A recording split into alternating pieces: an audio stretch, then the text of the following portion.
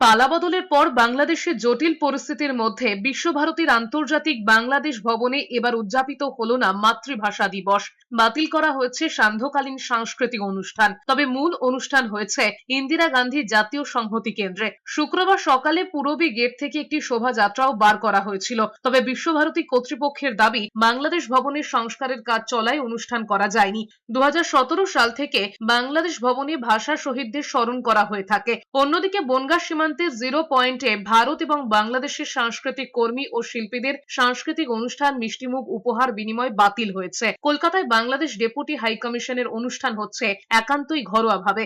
বাংলাদেশের কূটনীতিক এবং কর্মীরা নিজেদের মতো শ্রদ্ধা জানিয়েছেন ঠিকই, তবে বিকেলে ইউরোপ এবং এশিয়ার বিভিন্ন দেশের কনসুলেটের কর্মী ও কূটনীতিকদের নিয়ে যে অনুষ্ঠান হতো, এবার তা হচ্ছে না।